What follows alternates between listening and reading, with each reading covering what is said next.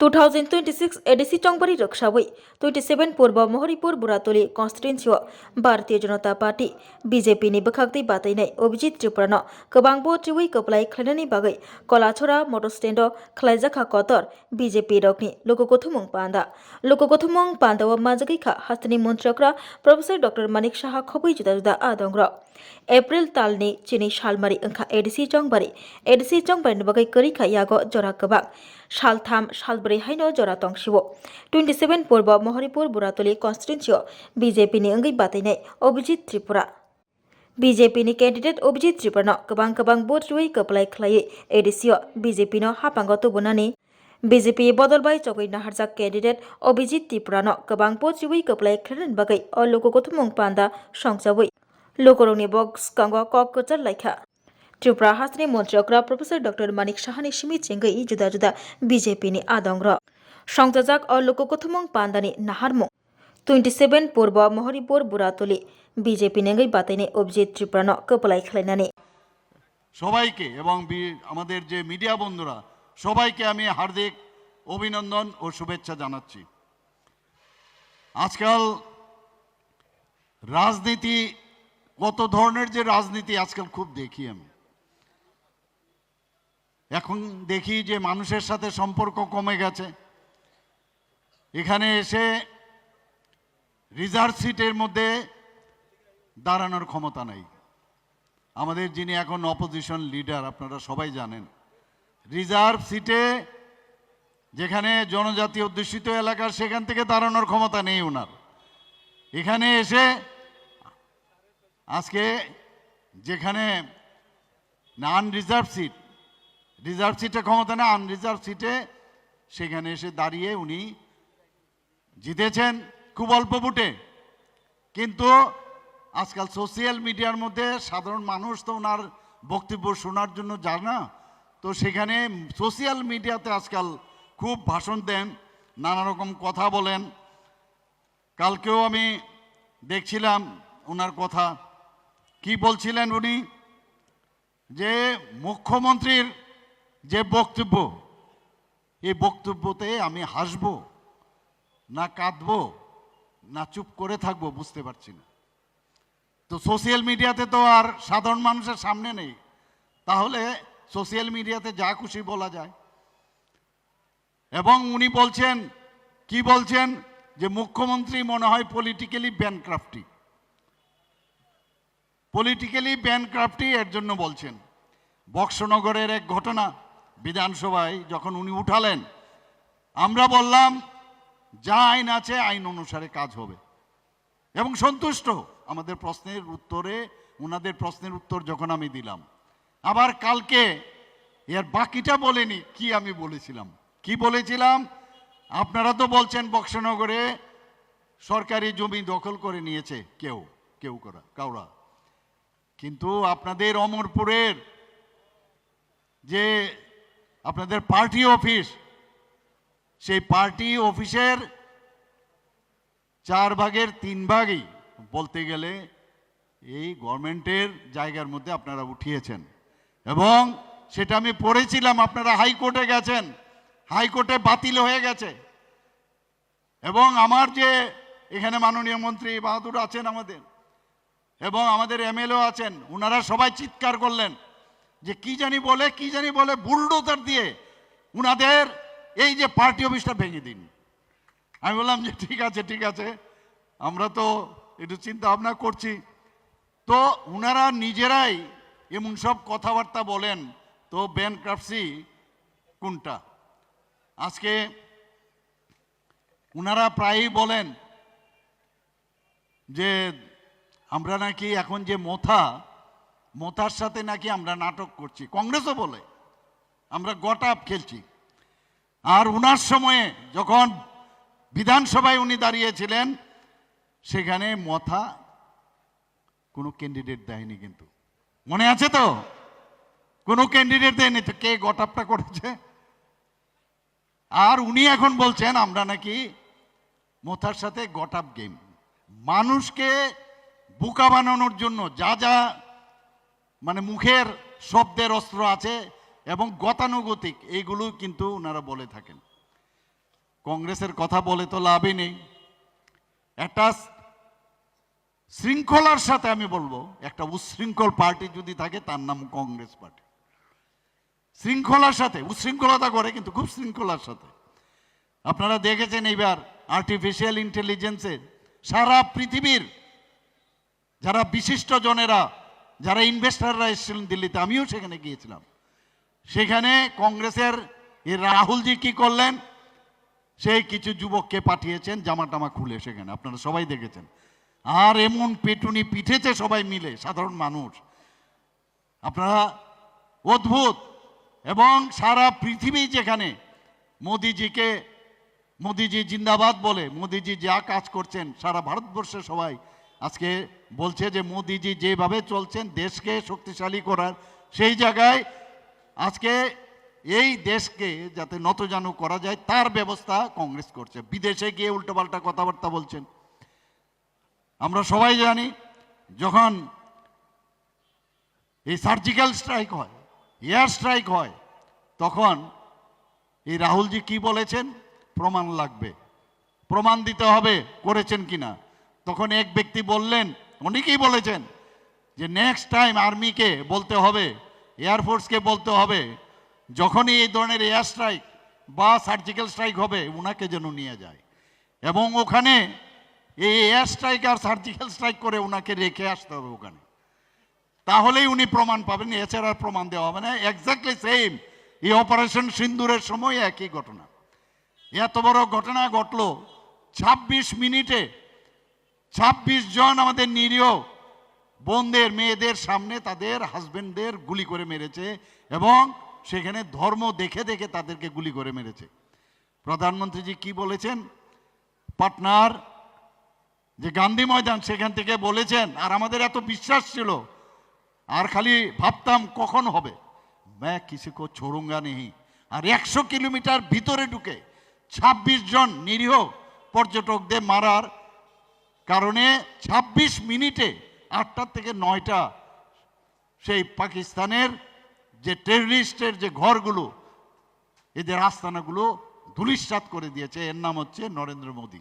আমরা এরকম একজন নরেন্দ্র মোদীজি আমাদের গার্জিয়ান পেয়েছি। কোভিডের সময় কি হয়েছে আপনারা সবাই জানেন, কি অবস্থাটা ছিল করোনার সময়।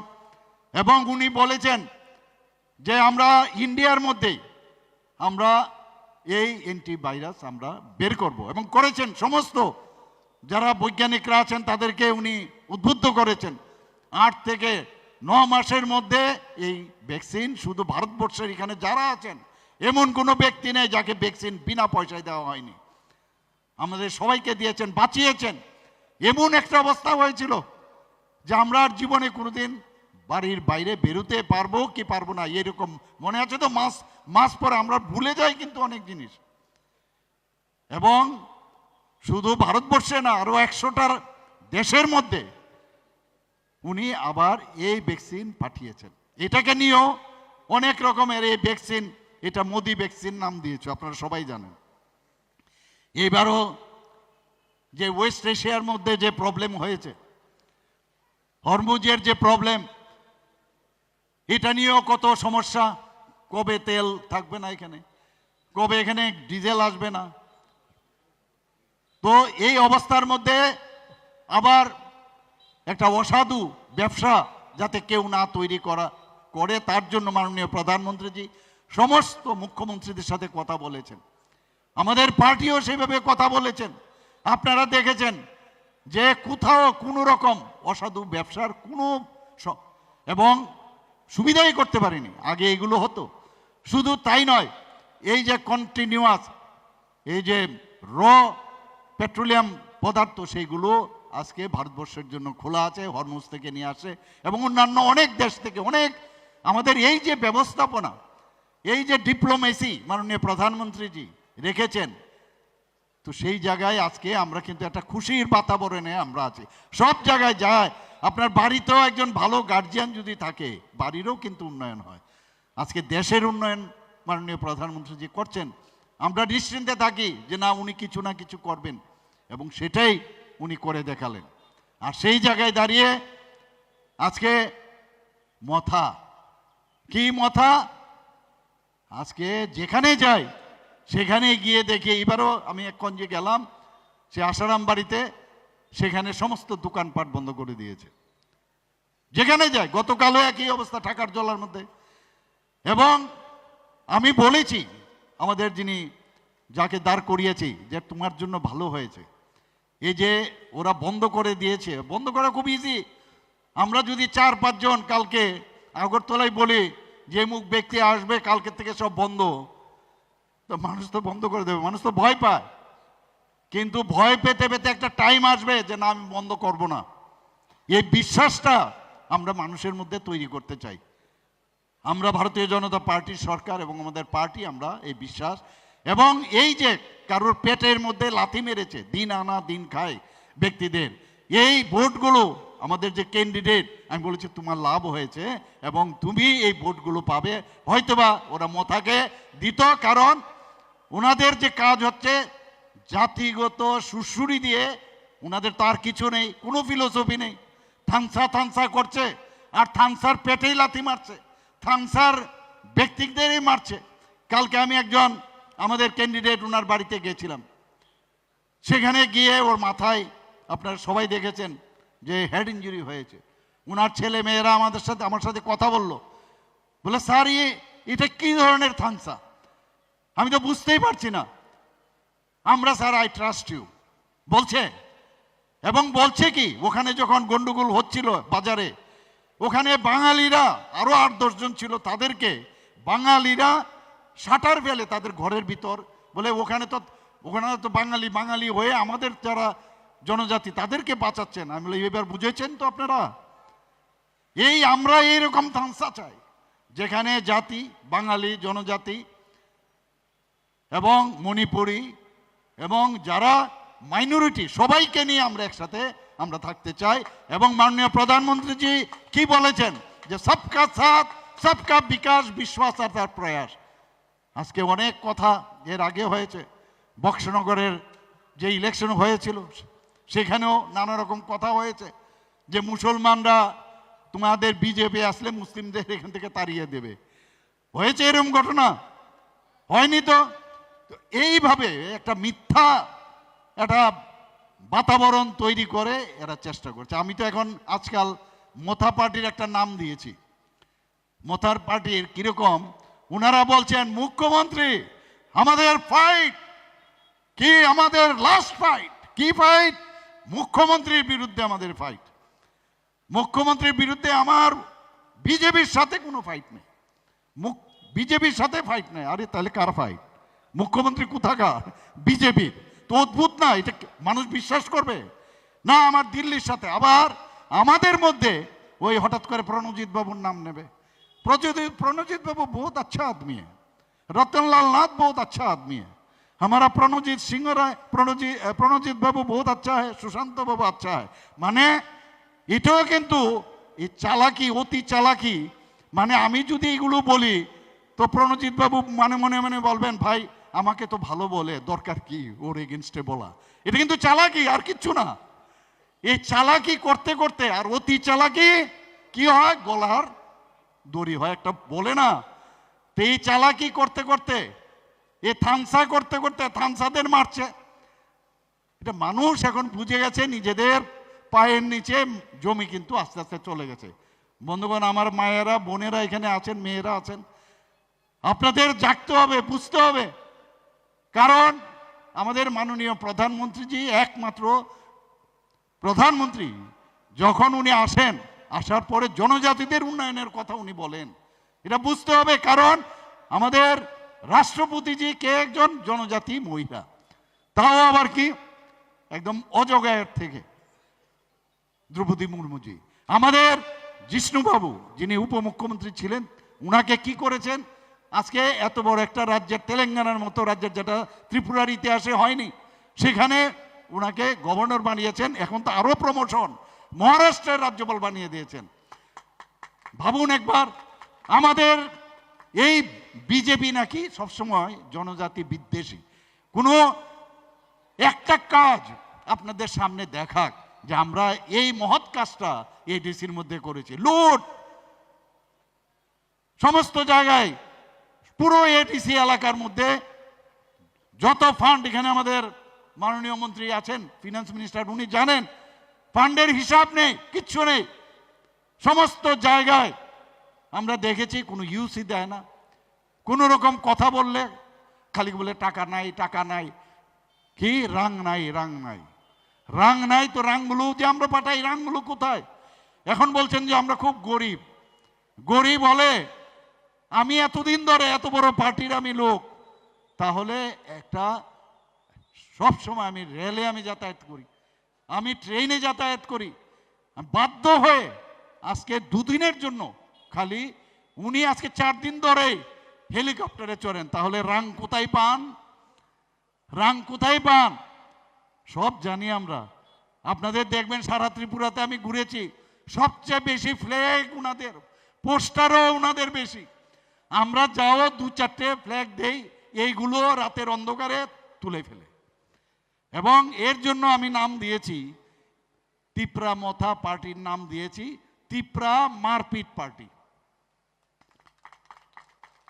আর এত মিথ্যা কথা বলে আবার এইভাবেও যদি বলেন তিপ্রা মিথ্যা পার্টি। এবং আমি এবারের ইলেকশনের পরে আমার যেতে হবে ওয়েস্ট বেঙ্গলে। টিএমসির একই অবস্থা, টিএমসি আর টিএমপি একই মুদ্রার, এই পিঠ আর ও পিঠ। আর টিএমপি ওখানে একই কাজ করেন, গণতন্ত্রের কণ্ঠ রোধ করেছেন, সেখানেও মারপিট, গুন্ডামি, বুথ দখল। এখানেও কিন্তু সাবধান, এই চেষ্টা খুব কলা কৌশল করছেন। আমি এখনো যারা ছোট ছোট ছেলেরা আছেন, এক একটা বিভিন্ন জায়গায় বিভিন্ন উপাদানের সৃষ্টি করেছেন, বসে থাকেন দিন রাত, তাদের ব্যবস্থাপনা সমস্ত লজিস্টিক সাপোর্ট দেয় এবং খাও দাও, আর যখনই বলবো মালপত্র নিয়ে বেরিয়ে যাবে আর ওকে মারো তেমুক করো, এই কালচার শুরু করে দিয়েছে। আরে বন্ধুগণ, 35 বছর সিপিএম এত বড় শক্তিধর ছিল, আমরা সবাই ভাবতাম সিপিএমকে এখান থেকে হটানো যাবে না। আর সেই সিপিএমকে মাননীয় প্রধানমন্ত্রীজির কারণে আমরা পৃষ্ঠা প্রমুখরাই তাদেরকে উৎখাত করে ফেলে দিয়েছে। আর এটা তো কিচ্ছু না আমাদের কাছে, আমাদের কাছে কিচ্ছু না। এখনো কি বলছেন, এক একজনকে বলেন, দিল্লির সাথে আমার কথা হয়ে গেছে, সব কথা আছে, সব ঠিক আছে, নো প্রবলেম। আর মানুষকে বিভ্রান্ত করা, কোনো বিভ্রান্তির বিষয় নাই, ডিসিশন হয়ে গেছে, আমরা একাই নড়বো, একাই আমরা লড়ছিও। এবং এইবার তিপ্রামতা, এখানে একটা লেখা আমি নিয়ে এসছি, খুব সুন্দর একটা লেখা, হয়তোবা আপনারা যারা আছেন, যে ময়া ওইকারি দাতি দাতি ফাইদি 12 তারিখের পরে মথা তংরাক। ঠিক আছে, কথাটা আবার পড়ব, মথা ইয়া করো দাতি দাতি ফাইদি 12 তারিখের পরে মথা তংরাক, শেষ। খবরও পাবেন না মথার। আমি বললাম তো এরকম আঞ্চলিক পার্টি বহুত হয়েছে। আপনারা কিন্তু ইতিহাস সৃষ্টি করতে যাচ্ছেন বন্ধুগণ, পার্মানেন্ট সলিউশন হবে, পার্মানেন্ট সলিউশন হতে যাচ্ছে এডিসির মধ্যে। যদি আপনারা সবাই মিলে, এখানে যারা আছেন শুধু তারা নয়, বাড়ি বাড়ি গিয়ে সমস্ত মানুষের কাছে আপনাদের আত্মীয় স্বজন যারা যেখানে আছেন বলবেন যে এইবার মথাই, আর এখানে যদি আমরা কিছু নাও করি, এবার মথাকে চলে যাওয়ার জন্য কেউ আটকাতে পারবে না বন্ধুগণ। কারণ যে ধরনের কাজ ওনারা করেছেন, এই কাজের জন্য ওনাদের মাসুল দিতে হবে। কিন্তু মিথ্যার আশ্রয়, মিথ্যার আশ্রয় রোজই। এখন এই ফান্ডিং কোথার থেকে আসে এই খবরও আমার কাছে আছে, ভাবছি আমাদের কাছে খবর নেই, সব খবর আছে। তা আমরা আমাদের মতো কাজ করি, আমাদের মানুষের জন্য কাজ করতে হয়। আমরা যদি আমি একের পর এক কথা বলি, এখানে আপনারা শুনে আপনারা খুশি হবেন যে এই যারা আমাদের বিভিন্ন স্কিম আছে, এই বিভিন্ন স্কিমের জন্য আমরা সাব ডিভিশনাল লেভেলে এবং ডিস্ট্রিক্ট লেভেলে একজন করে অফিসার দিয়েছি, টিসিএস সমকক্ষ। তাদের কাজ কি, যতগুলো সেন্ট্রাল স্কিমগুলো আছে এই জনজাতিদের জন্য এবং স্টেট স্কিমগুলো আছে, শুধু তারাই এগুলো দেখবে। তাহলে জনজাতিরা এমনিতেও তো খুব খোলা মনের উদার ব্যক্তি, তারা গিয়ে এক টেবিল থেকে আরেক টেবিলে যায়। আমরা ডিসিশন নিলাম যে শুধুমাত্র তারাই জনজাতিদের কাজ করবে এবং তাদের স্কিমগুলো প্রপারলি হচ্ছে কিনা সেই কাজটা আমরা করলাম। সমাজপতি সমাজের জন্য কাজ করে আমাদের সরকার আসার পর আমরা সমাজপতিদের 2000 টাকা করে আমরা দিয়েছি। এইবার আমরা এসে কি করলাম, 2000 টাকা উঠিয়ে দিয়েছি। ক্যাপিং ছিল যে কেউ যদি সমাজপতিদের কেউ চাকরি করে বা যদি কোনো দেখা যায় যে কেউ পেনশন পাচ্ছে তাদের দেওয়া হতো না, আমরা উঠিয়ে দিলাম। উঠিয়ে এই যে 19টি জনজাতি গোষ্ঠী, তার মধ্যে সমাজ ব্যবস্থা কিন্তু সবাই নেই। সেখানে দেখা গেল মাত্র 13টার মধ্যে, আগে 10টা ছিল 13টা হয়। আমরা বললাম যে না, আমরা 19টি জনজাতি গোষ্ঠী তাদেরকে দেব এবং আরও যারা জনজাতি গোষ্ঠী আছে প্রায় 40টার উপরে, তাদেরও খুঁজে বের করবার জন্য আমি বলেছি এবং সবাইকে 5000 টাকা করে দেওয়ার জন্য আমি সেখানে আমরা ডিসিশন নিয়েছি বন্ধুগণ। বলছে জনজাতি বিজেপি জনজাতি বিরোধী। তো আজকে আমার মনে হয় আজকের এই যে ইতিহাস আপনারা সৃষ্টি করতে যাচ্ছেন, সেটা কিন্তু আমার মনে হয় যে এটা কিন্তু আপনারা সাক্ষী হয়ে থাকবেন নেক্সট জেনারেশনের জন্য। আজকে আমাদের সরকার 2018-তে এসছে, 2019 থেকে 2026 কতজন পদ্মশ্রী উপাধি পাইছেন? 8 জন জনজাতি বিশিষ্ট ব্যক্তিরা তারা কিন্তু আজকে এই যে পদ্মশ্রী উপাধিত হয়েছেন, মাননীয় প্রধানমন্ত্রী দিয়েছেন।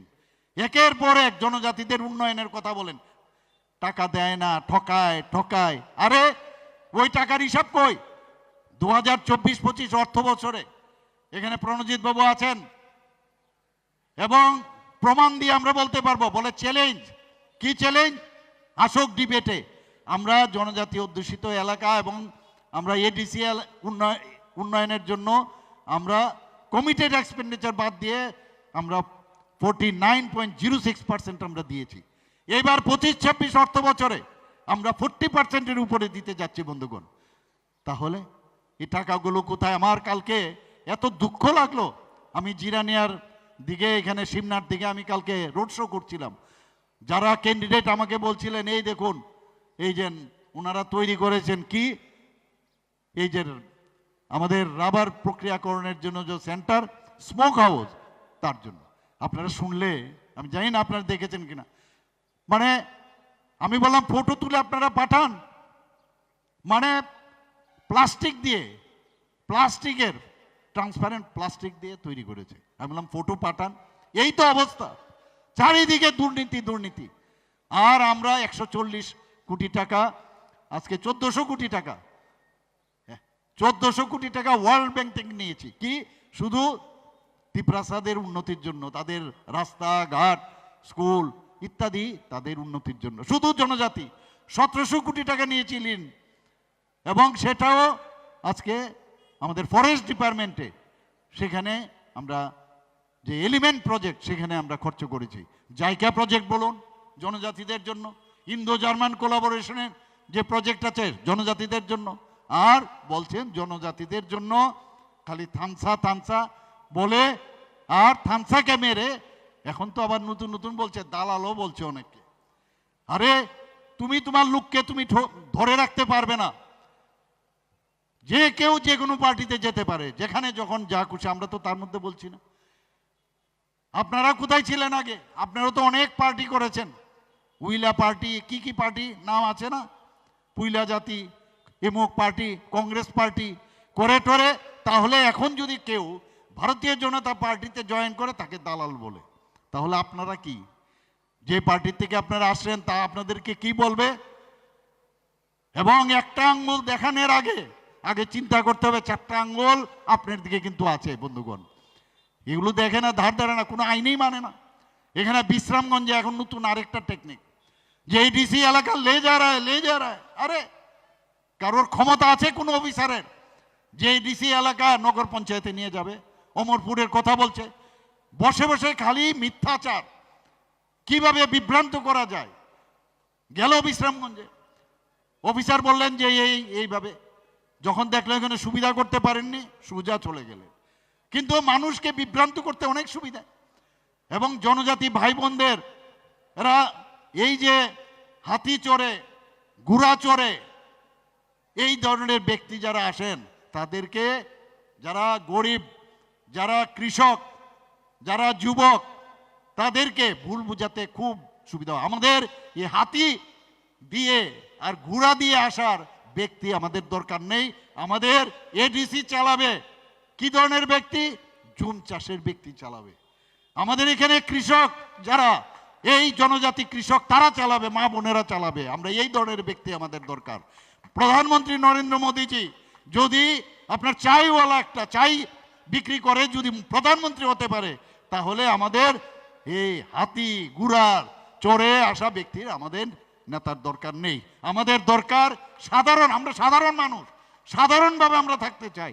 এবং এই রকমই এডিসি আমরা আগামী দিন করব। আপনারা দেখেছেন এখানে, দেখলেও তো মনে হয় যে একটা ভদ্র একজন ব্যক্তি ভারতীয় জনতা পার্টির থেকে আজকে আমরা ওনাকে নমিনেশন দিয়েছি। বন্ধুগণ, আমি নিশ্চিত যে আগামী দিন যেভাবে আমাদের এখানে ক্যান্ডিডেটকে আমরা, অভিজিৎ বাবুকে আমরা এখানে দিয়েছি, অভিজিৎ ত্রিপুরা, বয়সও কম, এবং এই ধরনের ব্যক্তি আগামী দিন লিড করবে। আর প্রধানমন্ত্রীজি কি বলছেন? मैं चौकीदार हूं, मैं खुद भी नहीं खाऊंगा, दूसरे को भी खाने नहीं दूंगा। খবর কোনো ক্ষমতা নেই, কারোর ক্ষমতা নেই, ওখানে গিয়ে লুটপাট করার ক্ষমতা নেই। ভারতীয় জনতা পার্টির সরকার আজকে প্রায় 21টার মতো রাজ্যে ডাইরেক্ট এবং ইনডাইরেক্ট এনডিএর মাধ্যমে আমরা আছি। ক্ষমতা কি এমনিতে আসছে? দিল্লির মতো 27 বছর পরে আজকে দিল্লির মধ্যে ভারতীয় জনতা পার্টির সরকার এসছে। আজকে উড়িষ্যার মধ্যে ভারতীয় জনতা পার্টির সরকার এসছে। গঙ্গার জল আস্তে আস্তে এই যেভাবে চলছে, কোথায় আসছে শেষ পর্যন্ত? পশ্চিমবাংলায়। যেখানেই দুর্নীতি সেখানেই আমাদের ভারতীয় জনতা পার্টি পৌঁছে গিয়ে দুর্নীতিবাজদের একদম উৎখাত করে। এইবারও ভারতীয় জনতা পার্টির সরকার এবার পশ্চিমবাংলাতেও গড়বে, এটা আমি বলে রাখছি আপনাদেরকে বন্ধুগণ। ঠিক একইভাবে আমাদের সরকার এবার এই টিটিএডিসির মধ্যে গড়বে এবং সুন্দরভাবে যা যা কাজ করার আমরা সেই কাজটা আমরা করব। বন্ধুগণ, আপনারা সবাই জানেন chief minister tribal women development programme আমরা কি করেছি, 20,000 যারা আমরা জানেন, আপনারা সবাই জানেন যে আমাদের রিসা এবং পাচরা, আমাদের গর্ব যে মাননীয় প্রধানমন্ত্রী যে আসার পর তাদেরকে জিআই ট্যাগ দেওয়া হয়েছে। আন্তর্জাতিক স্তরে সব মানুষ এখন আমাদের ত্রিপুরার রিসা, এবং এত কালারফুল যে সবাই বলে যে এত সুন্দর কি করে বানায়। তার জন্য আমরা প্রায় 1 কেজি 250 গ্রাম, আমি বহু জায়গায় গেছি, এবং পার কেজির দাম কত? প্রায় 857 টাকা। আমরা বিভিন্ন জায়গায় 20,000-এর মতো দিয়েছি, আরও দেব ইলেকশনের পরে, কারণ আমাদের সেই চিফ মিনিস্টার ট্রাইবেল উইমেন ডেভেলপমেন্টের আমাদের যে স্কিম সেটা আমরা তৈরি করেছি। আমরা এই যে মহারাজা বীর বিক্রম কিশোর মাণিক্য বাহাদুর যাদের কথা বলেন, আমরা 2021-এ এডিসি ইলেকশন যখন এই সিপিএম থেকে শেখা যে মারপিট, খুন, সন্ত্রাস, ধর্ষণ এবং যেভাবে ওনারা আক্রমণ করেন, আমরা নিজেরাও গেছি বহু জায়গার মধ্যে গিয়ে আমরা কি দেখলাম, মহারাজা বীর বিক্রমের যে ফটো আমাদের পার্টি অফিসে ছিল সেগুলো মাটিতে পড়ে আছে। তাহলে কি করে এটা সম্ভব হয়েছে? আপনারা তো মহারাজার কথা বলেন, মহারাজা বীর বিক্রম কিশোর মাণিক্য বাহাদুরের কথা বলেন। অর্থাৎ এই যে আমাদের সরকার আসলো 2018-তে, সেই 18-তে আসার সময় এই যে সিপিএমের সব হারমাত বাহিনী আজকে লাল মথায় কিন্তু ঢুকেছে বন্ধুগণ। অর্থাৎ মথার ভিতর ঢুকে লাল মথা হয়েছে, এবং তারাই কিন্তু এই কাজটা করছে বন্ধুগণ।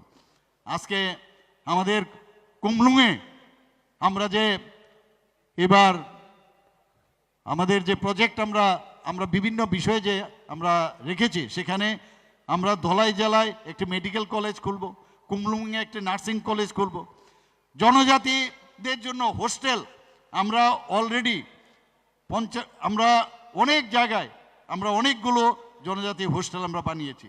জনজাতি যারা ছোট ছোট ছেলে মেয়েরা আছেন, তারা প্রথমে কত পেত?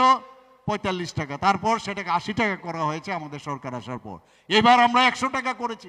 স্মার্ট ক্লাস সেখানে ব্যবস্থা করেছি। উচ্চশিক্ষার জন্য যদি কোনো জনজাতি ছেলে মেয়েরা পড়াশোনা করতে যায় 400 টাকা পেত, সেখানেও তাদেরকেও আমরা 1000 টাকা করে বাড়িয়েছি এবং আরও এককালীন টাকা দেওয়ার ব্যবস্থা আছে বন্ধুগণ।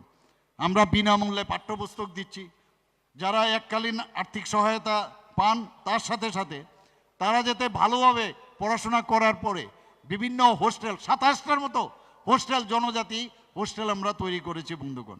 শুধু তাই নয়, আরও 3টি যে 100 শয্যা বিশিষ্ট এবং 44টি আরও নির্মাণাধীন রয়েছে। আমরা হোস্টেল ওয়ার্ডেন 170 জন আমরা করেছি। রাবার প্রতি বছর ভগবান বিরসা মুন্ডের যে জন্মদিন, সেখানে জনজাতি যে গৌরব দিবস, সেই গৌরব দিবসে আমরা অনেক অনেক প্রকল্প আমরা করেছি মাননীয় প্রধানমন্ত্রীজির আদেশে। ধরতি আবা জনজাতি গ্রাম উৎকর্ষ যোজনায় দুইভাবে এক জায়গায় 81 কোটি 49 লক্ষ টাকা দিয়েছি, 42 কোটি 37 লক্ষ টাকা দিয়েছি। জনজাতি তাদের যে লোক সংস্কৃতি, হস্ততাঁত এবং অন্যান্য যে বিষয়, এখানে আমি আবার বলবো, আমি ধন্যবাদ দেব আমাদের ফিনান্স মিনিস্টারকে। 3 কোটি রাখা হয়েছে যাতে তাদের যে সব ফক ডান্স থেকে ফক সং থেকে আরম্ভ করে যারা সেগুলো না হারিয়ে যায়, আমরা গত বছর বাজেটে আমরা সেটা রেখেছি। ধরতি আবা জনজাতীয় অভিযান আমরা সেটা যে গ্রাউন্ডিং করেছি, বাস্তবায়ন করেছি, দেশের মধ্যে আমরা সর্বশ্রেষ্ঠ হয়েছি। পিএম জনমনে আমরা দেশের মধ্যে শ্রেষ্ঠ রাজ্য হিসেবে আমরা সেখানে কিন্তু আমরা সেই সম্মান আমরা পেয়েছি। আমরা 15ই নভেম্বর ভগবান বিরসা মুন্ডার যে জন্মদিন, সেই উপলক্ষে 11টা দপ্তর যে প্রকল্প করা হয়েছে 24-25 অর্থ বছরে, সেখানে 322 কোটি টাকা খরচ করার ব্যবস্থা হয়েছে। মুখ্যমন্ত্রী রাবার মিশন যোজনায় 20,000 হেক্টর থেকে বাড়িয়ে আমরা 69,000 হেক্টর আমরা করেছি। আমরা সংগ্রামা যারা আছেন, সংগ্রামারা তাদের পুজোর সময় আমাদের কাছে দাবি করেছেন যে আপনারা ছুটি ঘোষণা করুন, রেস্ট্রিক্টেড হলিডে আমরা ঘোষণা করেছি। আমরা মুখ্যমন্ত্রী জনজাতি বিকাশ যোজনায় সমস্ত যাদের বেনিফিশিয়ারি আছে 9,325 জন বেনিফিশিয়ারি, তাদেরকে 23 কোটি টাকার উপর আমরা দিয়েছি। মন কি বাত অনুষ্ঠান, আপনারা গত মন কি বাত অনুষ্ঠানে আপনারা শুনেছেন, সেখানে কি নলসে জল সে ভাঙমুনে কত উঁচু জায়গায়, সেখানে মাননীয় প্রধানমন্ত্রীজি বলছেন দেখিয়ে ত্রিপুরার মধ্যে জল সেখানে পৌঁছে গেছে। আমরা ইনোভেটিভ আইডিয়ার মাধ্যমে যে পরিশ্রিত জল, যেখানে আমরা জল যেখানে স্প্রিং থেকে আসা হয়, সেই সব জল আমরা কালেক্ট করে যেখানে যে জল ব্যবহারের যোগ্য না সেটা পরিশ্রিত করে পাম্পের মাধ্যমে আমরা সেখানে পাঠিয়েছি। মাননীয় প্রধানমন্ত্রীজি সেই কথাটা বলেছেন, আমাদের গর্ব হয়।